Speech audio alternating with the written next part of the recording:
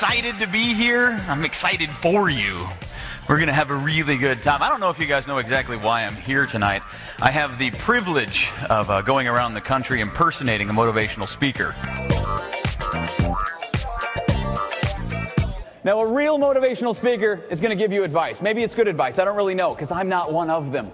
I am going to give you permission to act exactly the way I know you want to act. Because what I am going to help you focus on for the next several minutes is how to more effectively criticize others.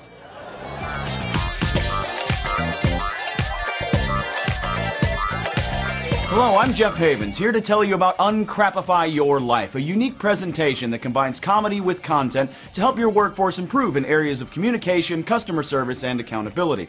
The first section is satirical. I will encourage your audience to improve their communication skills by learning how to more effectively criticize others and how to handle personal and professional responsibility by learning how to outsource blame. By highlighting practices we're all guilty of and encouraging people to do the opposite of everything I recommend, I'm able to help my audience analyze their own behaviors while having fun at the same time. I am proud, honored, and privileged to present to you here today with the MyFab MOFA plan. Just say it to yourselves, MyFab MOFA. Sounds like a lullaby, doesn't it? And what does it mean? I will tell you what it means. It means make yourself feel awesome by making others feel awful. Jeff's presentation was great. He was organized, he was energized, he was funny. It was something that he presented things in a way that I've never seen before. When you are going to criticize other people, and I know you're going to, you need to begin with one of several introductory phrases that make it sound like you're not trying to be mean, you're actually trying to help the person you're about to insult. Don't take this the wrong way. Like there's another way to take it. How about, I don't mean to sound rude. Ooh, I think you do.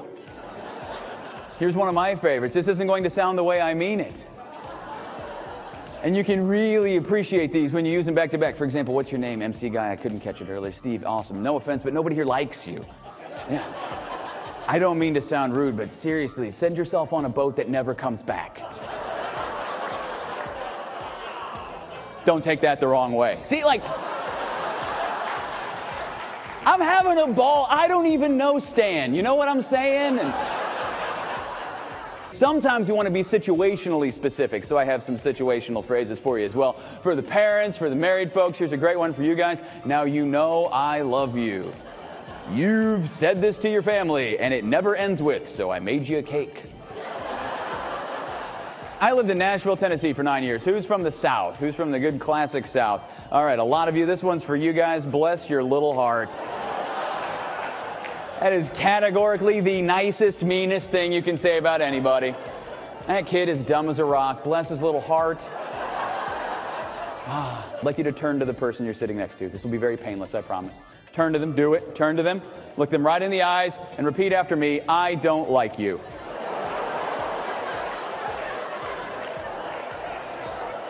See?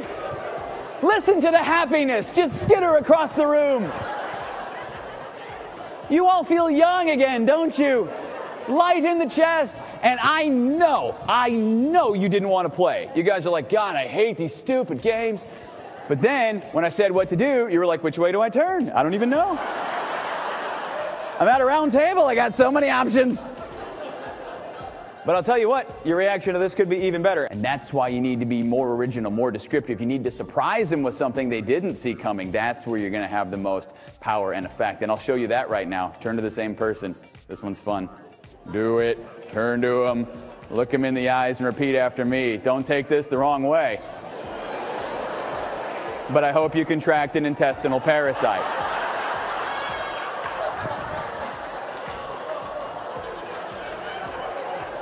See? That's a lot more fun, isn't it? We went through a long list of potential keynotes, and what really struck us about Jeff Havens is that he was able to both entertain and deliver a message. It just created this energy, and people were talking about it the rest of the day. I am not here to help you distribute blame. I'm here to help you outsource it, get it away from you. So you need to know ahead of time who you're going to blame for everything. that goes wrong. So here's what we're going to do. Every table is its own group, and you're all going to imagine that you work at the same agency and that you're all facing some problem, okay? And I do not care how you decide this amongst yourselves, but I want you to decide which person at your table is going to be blamed by everybody else at your table. So I want all the fingers at each table pointing at one person. You have 5 seconds. Ready, go.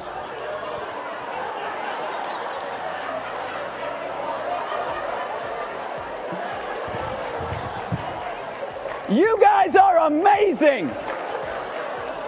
You're so good. None of you took 5 seconds. None of you. I said go. You're like, boom, done. All right.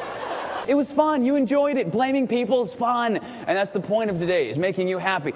But more importantly, and this is the part that I really want you to internalize, okay? You did not know what you were supposed to do before I told you to do it. You had no idea ahead of time. But you instinctively knew the weakest among you.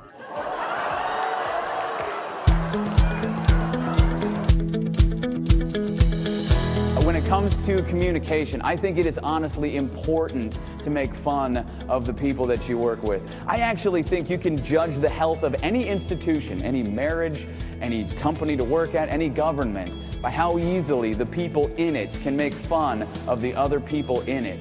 Bad places to work, repressive systems, dictatorships, unhealthy relationships don't take a joke very well. Good, happy, vibrant ones do. So I think it's important to make fun of the other people around you. It's a really good way to bind ourselves together, but I don't think that should be the only way that we communicate or the primary way that we communicate. And I think for a lot of us it is. I would highly recommend Jeff to do a presentation for your group. Not only will you get things from it and learn how to communicate better with your employees, but I think your employees will really enjoy it because it's something that's totally different, but yet very helpful for anybody who runs a business. It's the little things that we do that often determine whether or not we are interested in having a relationship with somebody or going somewhere else.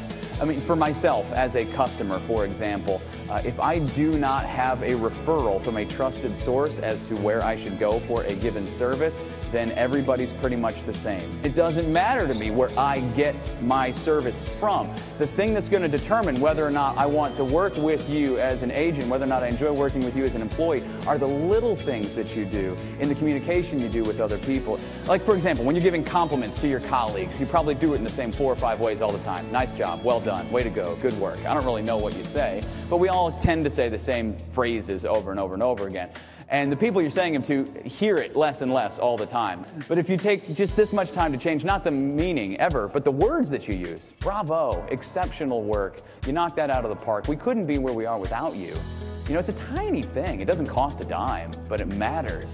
Uncrapify Your Life will provide an important message to your employees in a way they are guaranteed to be talking about for months afterwards. It's the best of both worlds, education and entertainment wrapped up into one, because improving your business doesn't have to be boring. Thanks very much for taking the time to watch this video, and have a great day. I'm going to share with you creations of former MyFab Mofa graduates. I really like you as a person, but your parents slipped into the gene pool while the lifeguard wasn't watching. Very clever take on an old theme. Some of these get directed at me. This next one was given to me by a 9-year-old at a family function. Did you get a new haircut or just an estimate? This last one I think is especially inspired. Don't take this wrong, but you remind me of a slinky. Not much fun to play with, but I would still love to push you down the stairs. So.